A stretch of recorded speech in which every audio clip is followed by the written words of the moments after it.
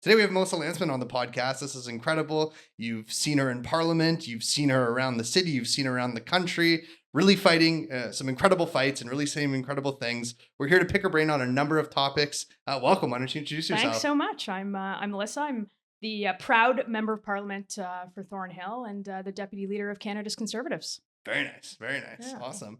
Well, thank you for being here. We really appreciate it. I know that, you guys are really busy, so thank you for making time for us. Number one, this is a tech-focused and founder entrepreneurial-focused podcast. We talk to a ton of different tech founders. The Liberal government budget recently came out. What should businesses in Canada know about this budget? And what does this budget say about the future of the state of innovation and the business market in Canada? Look, I mean, short answer is taxes up, spending up, inflation up, eventually interest up. Like this is a budget that spends another $61 billion at a point where Canadians are squeezed. And if you got something for the $61 billion, it would be one thing. But more and more, you're seeing budget after budget spend incredible amounts of money that are just strapping people. And frankly, you can feel it. You can feel it everywhere at the grocery store, at the gas station, in the certainly in the housing market.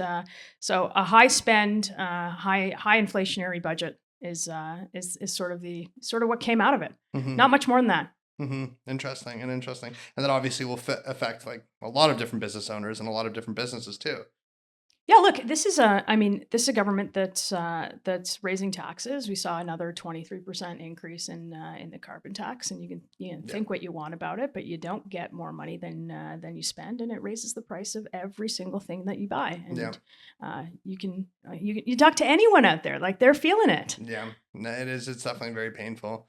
A lot of my friends also too that run culinary businesses food hospitality businesses, right? Like things cost more money. Sure. They're stressing out those people work tremendously hard and they're squeezed as it is. So my heart breaks for them. For sure. Well, you're taxing, like, let's just take this back for 1 second. You're taxing the farmer who grows the food. Mm-hmm. You're taxing the trucker who ships the food.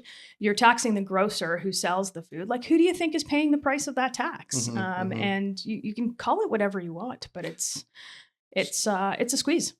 I definitely think, and again, I'll kind of veer off into a little bit of what this or some of these taxes are. I definitely think we should, be environmentally focused and be sustainable. But my big thing is like, we've got our friends up down south who I don't believe have a carbon tax.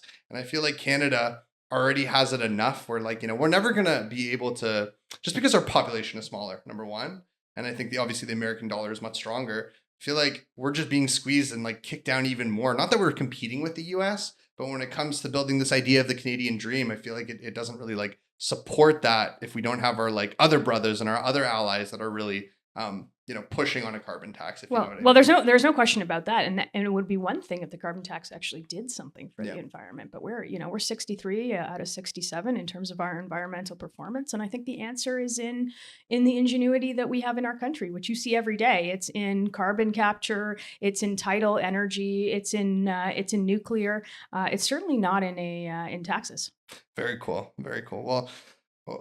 Number two, how would a conservative government support tech and innovation? These are industries such as AI, quantum, 3D printing. We have some really incredible companies. We actually have some incredible programs as well. Venture Labs, InGen. I think they're pushing a lot of incredible companies forward. I'd love to hear what your take is on them and what you guys are planning potentially for the future. Look, I think any government, any federal government, is best when they got out of the way of business, and that's where you see these companies grow and flourish. And you're right, we've got amazing talent here. We've got some of the best educational institutions in the country. We've got human ingenuity. We got smart people doing incredible things.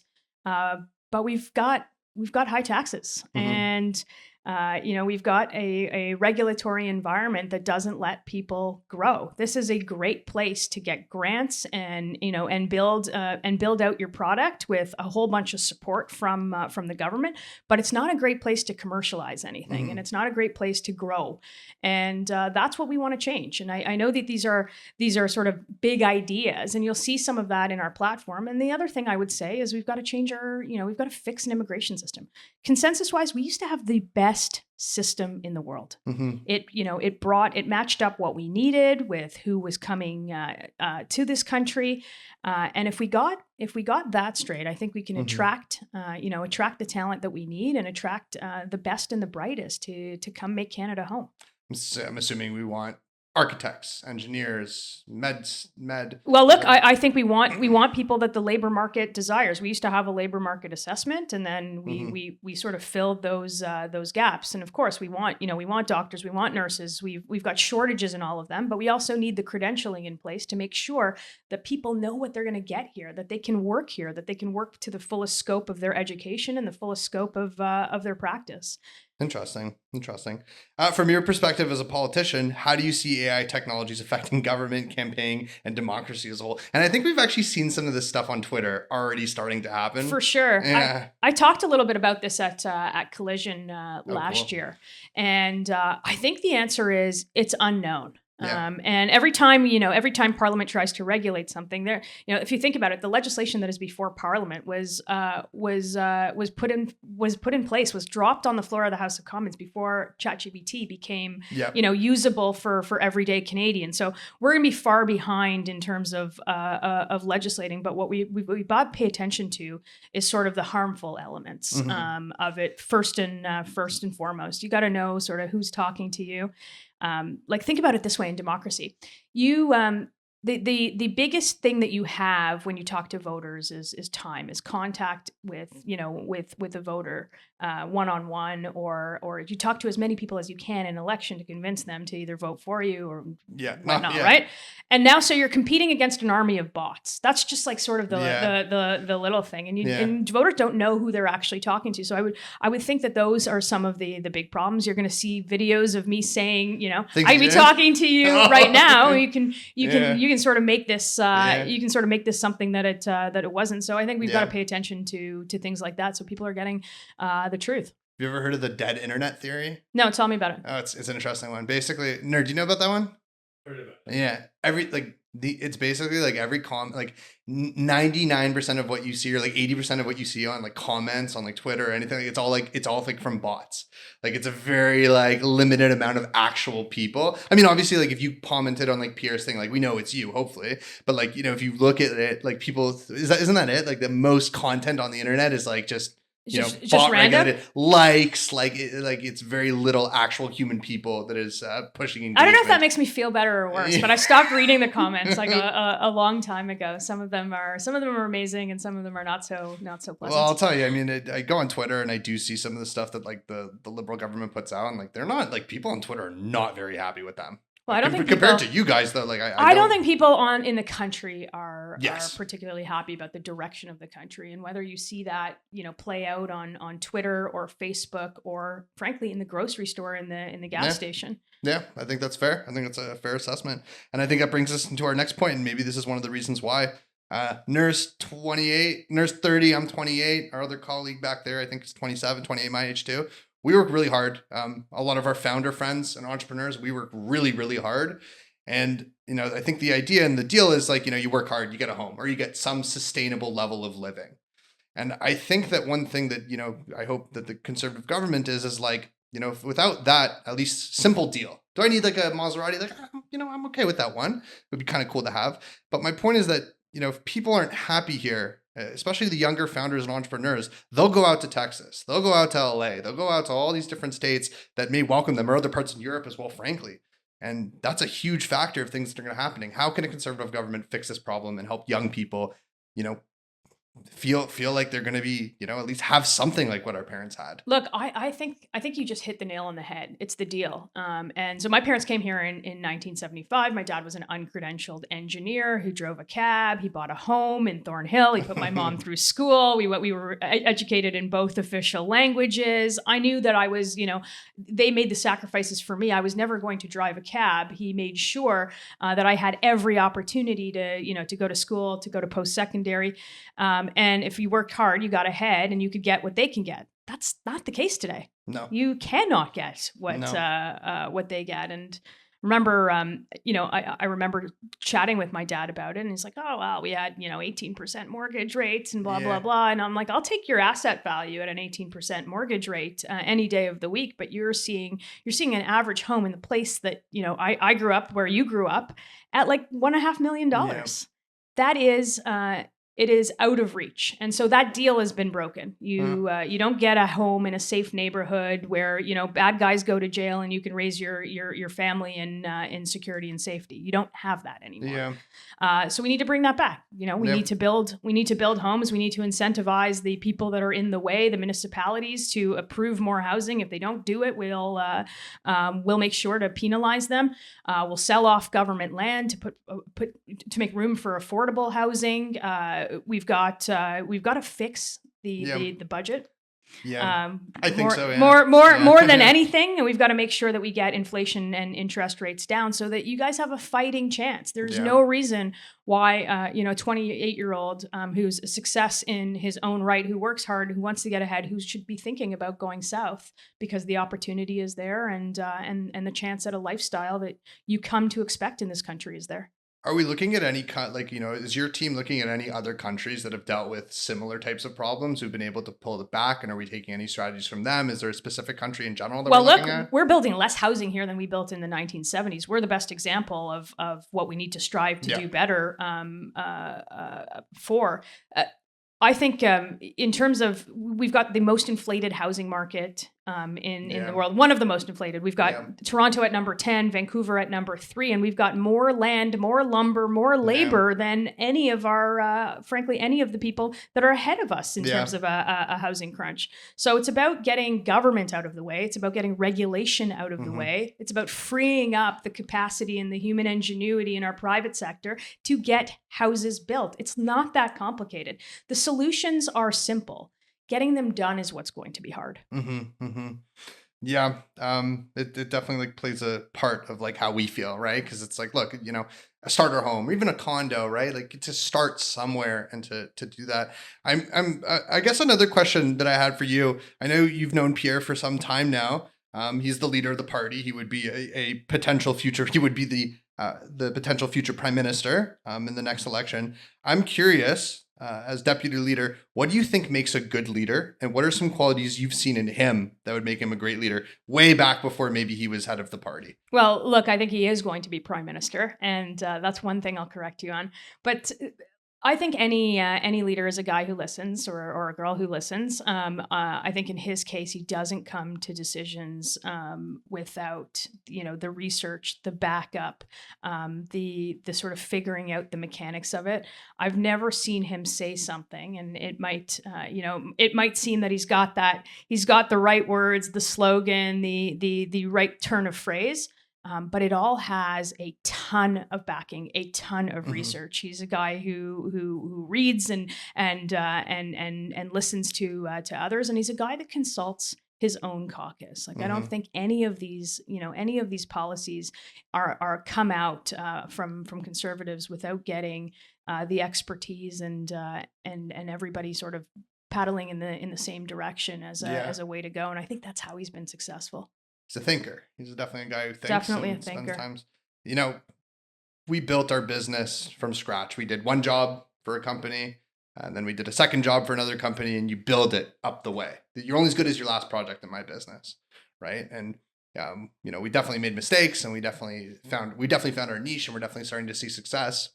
And that's how the game of business is played, and that's the game of leadership. Sure. And I have a feeling, and what hurts me, and maybe this is something that everyone should think about. Clearly, I'm not a fan of the Liberal government. I haven't been.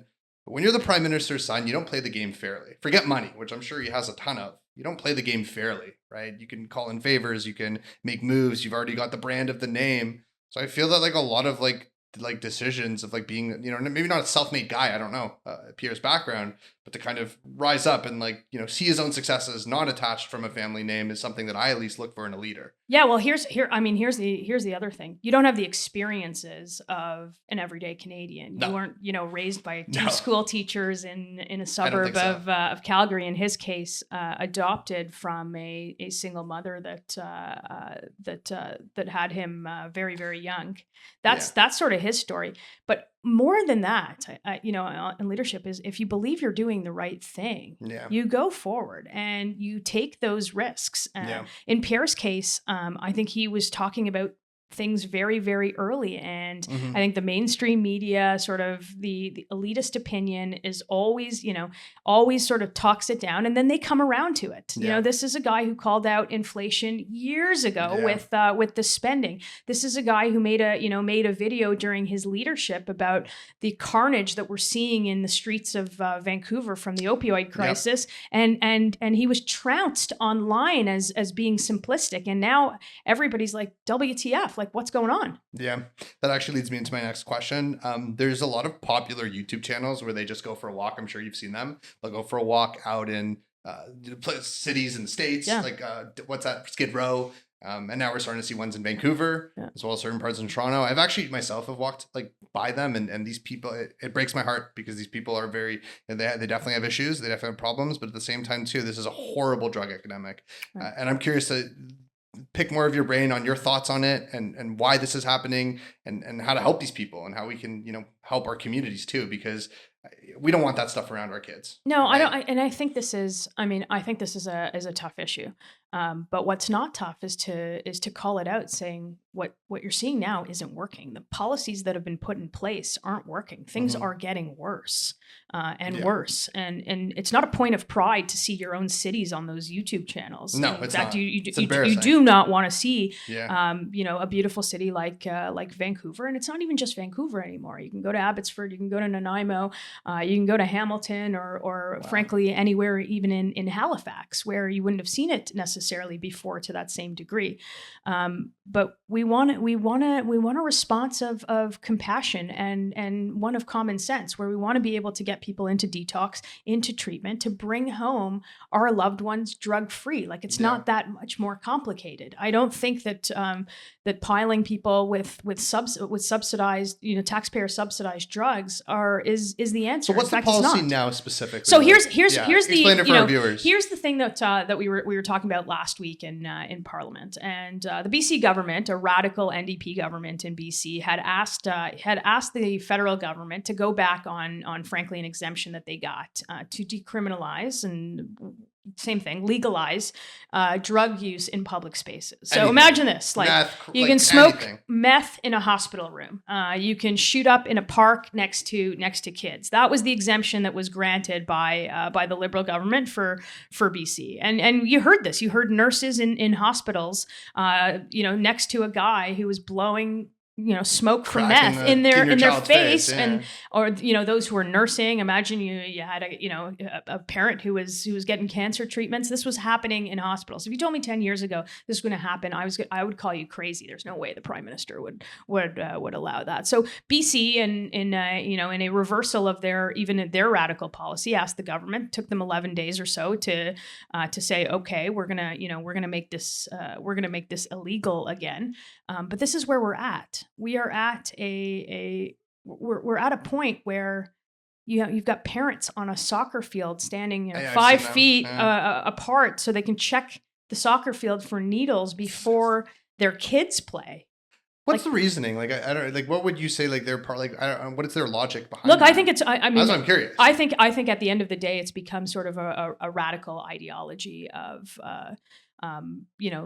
Basically health crisis versus, law and order. And there has to be a point at which you need to keep the community safe. You need to keep, 100%. You need to keep the sort of the wider rule of law while making sure that you're getting enough money into things like detox, into things like treatment. There is none of that that seems to be a priority. And there is a cottage industry of funded activists who are pushing, I think, this radical agenda. I'd want to see a country that believes in the dignity of people and doesn't doesn't provide sort of street level palliative care. Yeah. So someone like a Stanley, it doesn't matter. It- Like look, he it's- it- suffers. He goes to a shop and he gets like re-upped by the federal, like by the government, like tax free, like basically more or less. That, Yeah, look, and we have a lot of diversion of those drugs. The Vancouver police said, or the RCMP said it's themselves, that 50% of what they were sort of collecting off of the streets or getting off of the streets was diverted drugs. That means you go in and you get your prescribed drug. They rip off the label. They sell it to a drug dealer.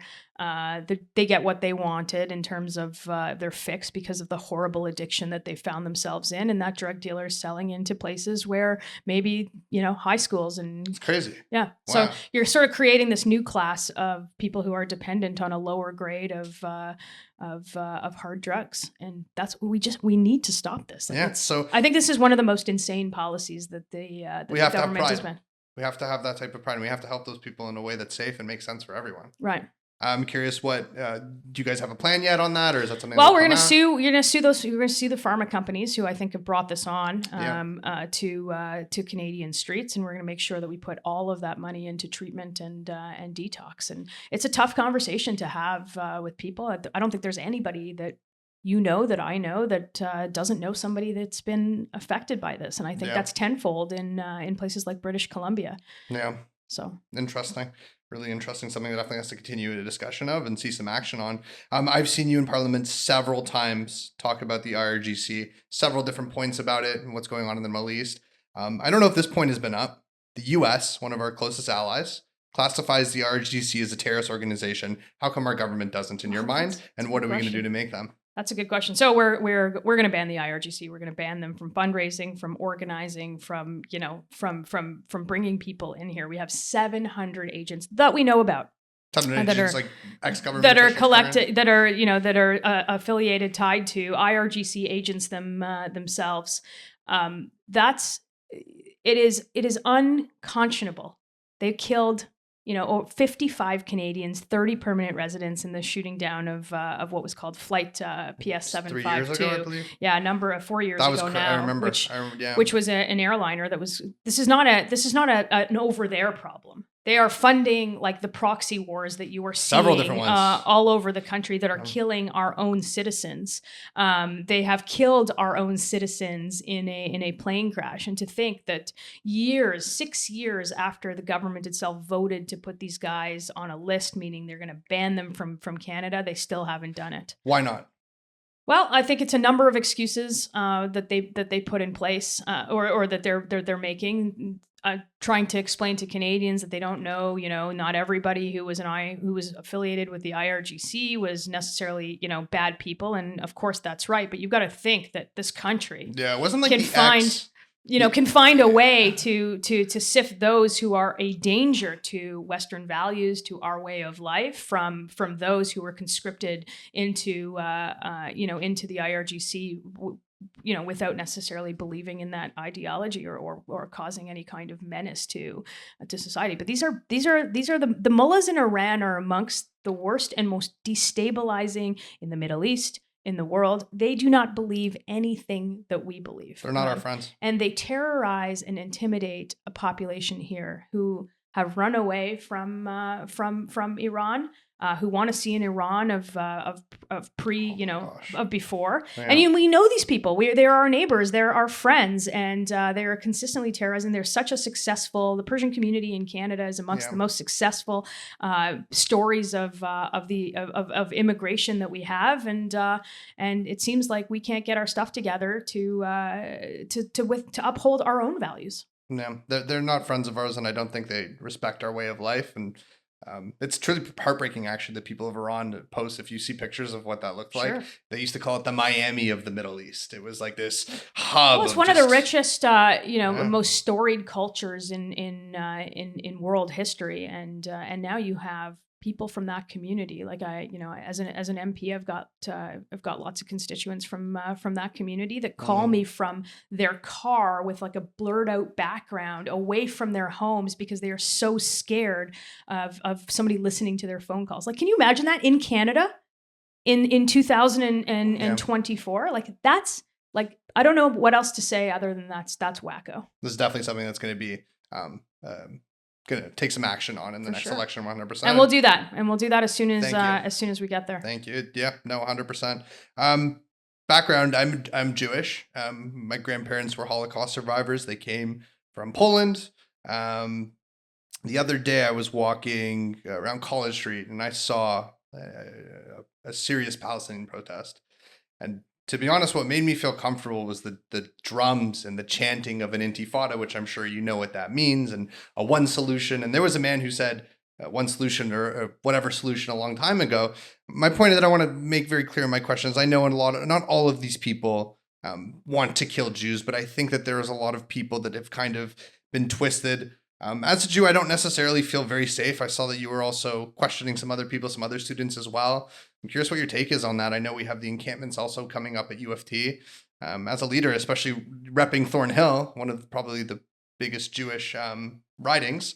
I'm curious what your thoughts are on this. Well, look, I think it's an absolute embarrassment for places like U of T. I think it's an absolute embarrassment for our government where mobs of protesters are canceling, big meetings. Like I'm not a fan of the prime minister. I think everybody knows that, but I do believe that if we're hosting another leader of another country, that meeting should happen, and that we put Canada first. I can go back to disliking the prime minister on Monday, but I do think that he has a job to do to make sure that Canada, he's getting what he can for Canadians and putting our vision forward when he meets with others. But to have those things canceled is insane and embarrassing. I think we don't have necessarily a law problem in this country. Like, we don't need more laws. We have very clear laws in terms of what you can say, free speech included. We have laws about masking in your face and causing a disturbance, but we have no enforcement in this country. Yeah. Like, none. It's probably very, very awkward for those who called for, those who made comments about the trucker protest every single moment that they could. They called them Nazis and misogynists because they were occupying the street in front of Parliament, to be silent and almost, encourage these encampments, which are an occupation against, a so-called occupation. Like, it just makes no sense. You see this video? There was an older, I think, Jewish professor at U of T who wasn't allowed in there. Look, I think the rise in anti-Semitism over the last 7 months is probably the biggest rise you've ever seen, or we're ever going to see, hopefully, in our lives after this. But you've got now open anti-Semites on administrations and schools, in Parliament, in our unions, and nobody's hiding it anymore. And I've got to say, what starts with the Jews doesn't end with the Jews. This is a canary in the coal mine, and they'll come for Western values next. You see it. Like, these are groups, these terrorist groups on the other side of the world do not share your values. Yeah.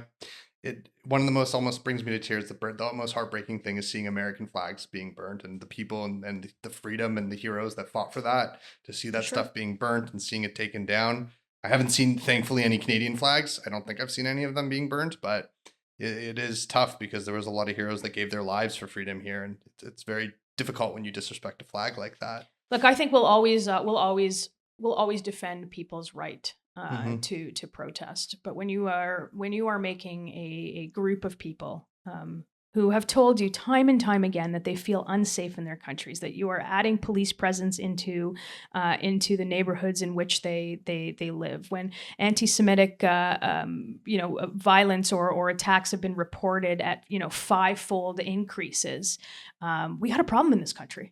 And the fact that there is no courage and talking out of both sides of your mouth, sending in some liberal politicians into some communities to say one thing, I've heard of that, yeah. and other politicians into another community to say another thing. You can't play both sides of an issue where a community feels genuinely unsafe. We have lost our longstanding support for a Democratic ally, and I don't think there's turning that back for this Liberal government. I think they've made their decision, and it's an unfortunate one because it'll end up on the wrong side of history. And in your opinion, I think it's important to also have the freedom of speech. In your mind, what is an appropriate way to protest, Israel or what's going on in the Middle Look, East? I think there is, I think there's lots of places you can protest. Protest a government building, protest my office, protest the consulate, protesting in neighborhoods where people live for the sole purpose of intimidating, Jews who live in this country, who have nothing to do with what's happening in the Middle East, who have nothing to do with the war. Mm-hmm. That's not protest. Mm-hmm. That's intimidation. The chanting of genocidal slogans that everybody's gotten used to in the streets of Very scary to Toronto. see. You ever see him in person? You ever like hear him in person? It's Yeah, like, look, I am lucky. I'm very, very lucky. I'm sort of, we have, we've had a tremendous amount of security around us since October 7th, but I can't imagine what it's like to send your kid knowing that they go to a Jewish school, Chat. Chat, any of the schools along the Bathurst corridor in our city here, or if you were a family in Edmonton where there is one Jewish school, understanding that there is one target. So sending your kids to school, going to synagogue on a Saturday where you're not carrying a cell phone and you can't just necessarily call for help. Going to a community center, like, I think that's unacceptable, unfathomable for a community. I think people have shown us who they are. And I think that if more politicians don't stand up, we are headed for a very, very dark chapter in Canadian history. And I guess you just answered the final point on this one. How we continue to fight the rise in it. Politicians and our leaders need to stand up to it and set a. This is. I mean, I'm embarrassed. I'm embarrassed to some of my colleagues. Like, they were there when it was easy. I made a speech on October 9th after after the initial attack on October 7th, Mm-hmm. and I said, look, watch who's here today. Where it's like, it's really easy. It's really easy to be friends when things are easy, and watch who's here tomorrow or who's not here tomorrow. And when things get tough and your constituents are pushing you in another direction that is wrong, I'm surprised at how many succumb to that. Longtime friends and allies who have been absolutely silent. It's deafening. On that day, October 7th, did people call you to check in to see how you were doing? Because a lot of Jews were. Everyone, the thing about Israel, the thing about the Jewish community is, like, we're such a small population that we all kind of know each other. Sure. So even like my family had a cousin that was lost her life at the music festival. Beautiful, really special young girl. I'm curious, like, did people call you in Parliament, like, from all sides? Yeah, look, we get calls. You get calls from all. What we did in our office, we had a lot of problems accessing consular services, meaning the government trying to bring people back. So we're sort of running that 24-hour operation. Is, like you said, I have amongst the highest Jewish population in my own constituency, where at any given time people are studying there, vacationing there, and we just got off of a holiday season. So there's, if it's September, it's probably a Jewish holiday. So lots of people spend a lot of time over in Israel because, schools are off and whatnot. So we had a lot of people, like, worrying about getting back. And so that's what we were doing. We were 100% focused on the thing in front of us. And I don't think anybody realized what was going to come of all of this. I don't think anybody realized the damage and the carnage and the, this is a genocidal death cult that is Hamas. We didn't realize, I think at the time, what the impact would be on Israelis, on Israeli society, and on so many who live here. Yeah. And frankly, on Palestinians. Cool. Sorry, I just wanted to ask if we were going on time. I know that your time is valuable. To move into actually that topic, the Palestinians. Yeah, like, I'm sure a lot of them are innocent. A lot of them are going through absolute hell right now. How do we help them?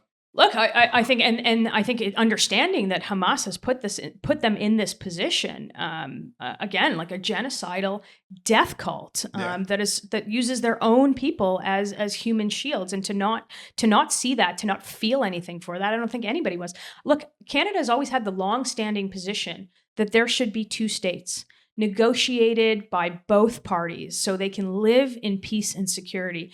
I think we are farther away from that, unfortunately. Mm-hmm. And I think the carnage and the death toll is unfathomable to watch by anyone. But there is the promise of Israel is that you can live in peace and security, and until Hamas is eradicated, that's the that's where they are. And I think Canada had a longstanding position of being allies in the region, and I think Canada has lost its way on all of this. I definitely think 100% they should have the right to a state for sure. For Right. sure. But I understand right now in Parliament they want Hamas to be that government. Is that You what I'm hearing right now? cannot recognize a state that is led by terrorists. And that's like that. currently We what's going on right now, we though. cannot, we cannot possibly, ever be in a position to recognize statehood, frankly, without the negotiation of both parties. So I think this is a conversation that is so far removed from a reality that would give Palestinians and Israelis a path forward. Yeah, and I'm very curious to see what's going to happen. I mean, or what would be the best course of action for them? I understand there's some talking about families taking over when Hamas is gone, or some sort of. There has to be something. Well, that the works eradication out. of Hamas has to be first and Yeah. foremost, and I think it's a real building that will happen by the Palestinian people. Far be it for Canada, Mhm. who's lost its moral clarity and its compass long ago on the world stage. But far be it for Canada to tell another country how to govern itself. Yeah, and moving on to my next question, you've been able to flow the questions in really well by doing that. What do you think Canada looks like currently on the world stage? And growing up, what do you remember it being? And where is it going to be in 5 to 10 years? It's not even growing up. You remember where it was under under Prime Minister Harper, and it was respected. It had a seat at the table. Look, I think not only just in tech, we are squandering so many opportunities. We're squandering opportunities in resource development. We've got world leaders coming here asking us for natural gas, for liquefied natural gas, and we sort of send them packing as unserious players. Like, I think with everything that we have in this country, we can have a seat back at the table. I think we have a foreign minister in this country that that makes no sense on any issue, and I've repeatedly called that out. And I'm not sure that anybody understands what it is that Canada stands for, where it's going, and I think that we've got to get that back. This is a country that punched far above its weight, that sat at those tables and had something to say. And I'm not sure what the values are that we used to stand for: democracy and human rights and the rule of law and freedom. And I think that if you asked somebody in the foreign affairs spot, what are the 4 or 5 values that we bring to the table, I'm not sure that we have an answer on that. And I think that we've got a strong leader who's going to be our next prime minister, who's going to make that change. Any more you can speak on that, of what steps you're going to take to make Canada that? Look, I think it's like I said, I think it's making sure that we are using our own natural resources to get a spot at that table. It's making sure that we have what everybody wants in this country. We have, and it's all beneath our feet. We've got the future of energy and electrification is in our minds here. And it takes 25 years to approve a mine. If everybody wants to be driving a Tesla or eventually an electric Maserati in your case, exactly. Then we've got to figure out how to get the cobalt and the lithium out of our minds, and that's when we can have a seat at the table. The reason that we have powers in this country outweighing or outperforming at their own weight is because they have what the world needs. Yeah. And we have that, and I hope that we unlock that. Don't we have the 4th most resources in the world? I'm pretty sure. I'm pretty sure.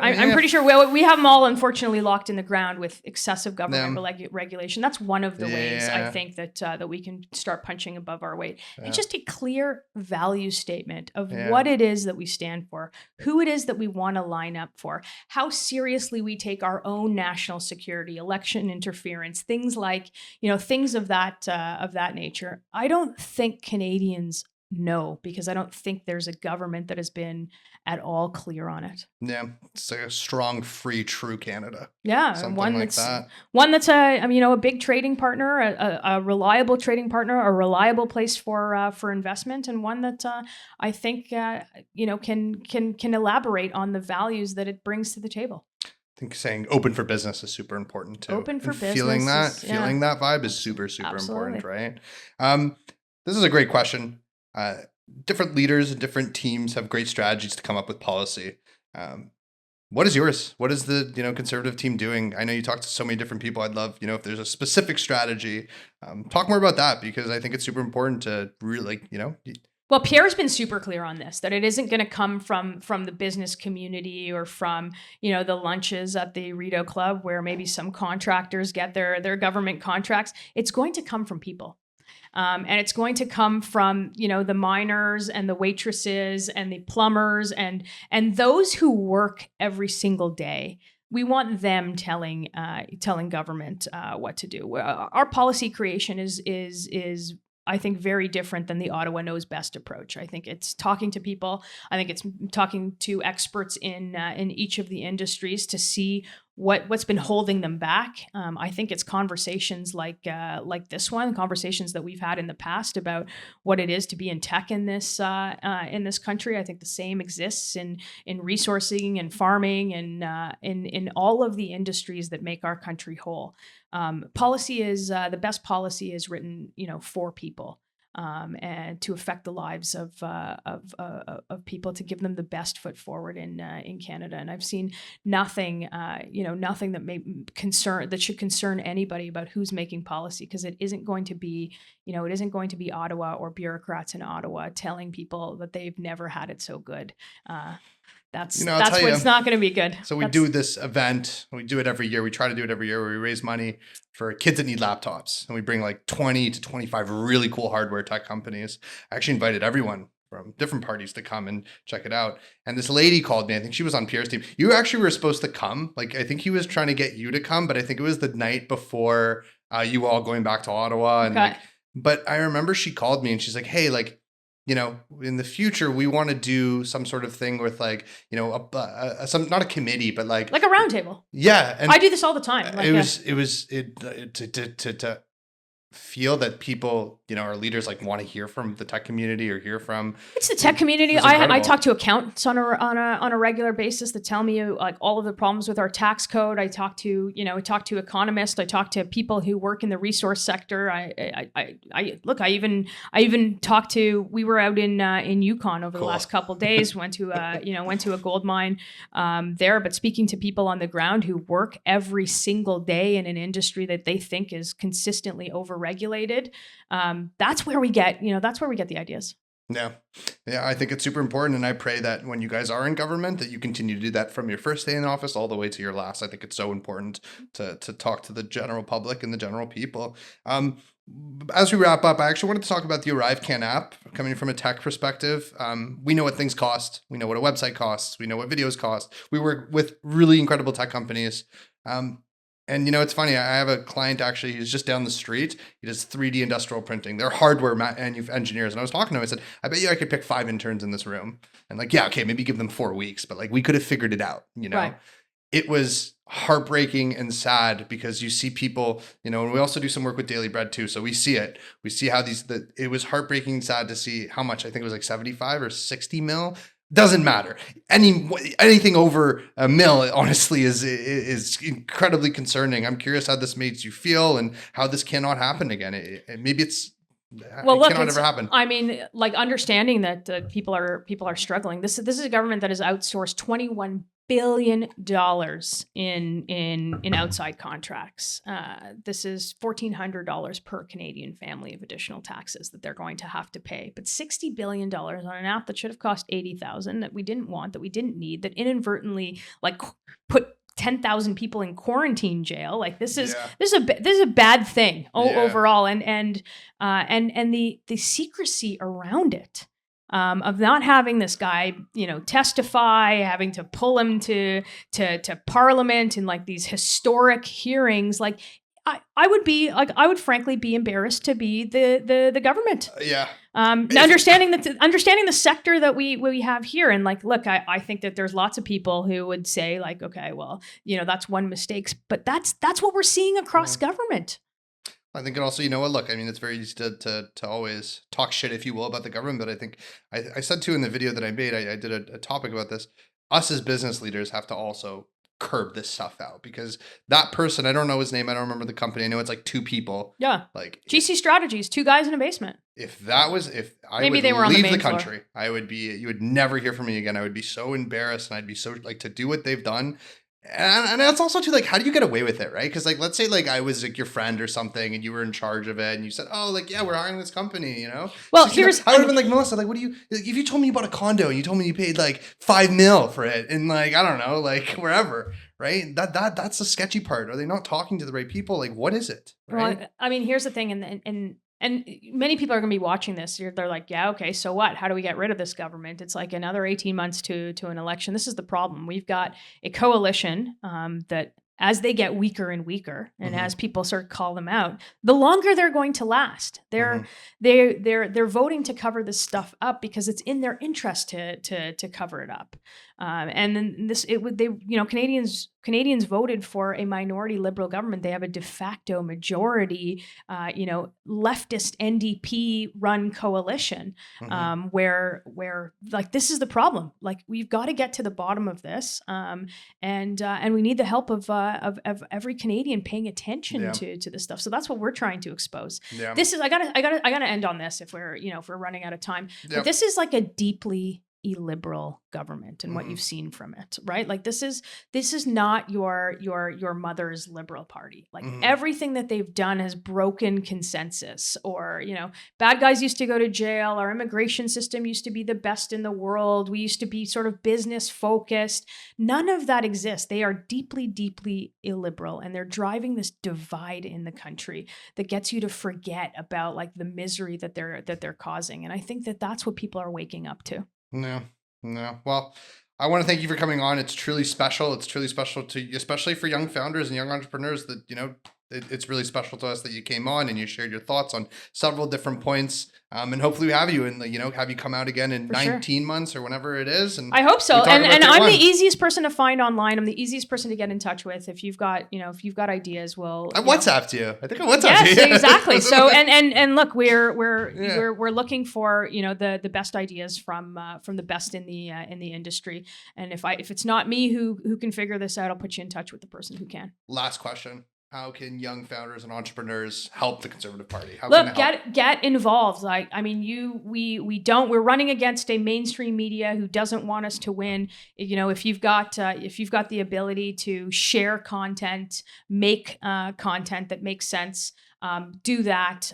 You can always donate your time, your treasure, your talent to any one of the campaigns in the area that you live in. But you've got something that political parties are just catching up to. You've got the know-how of tech, so put it to good use.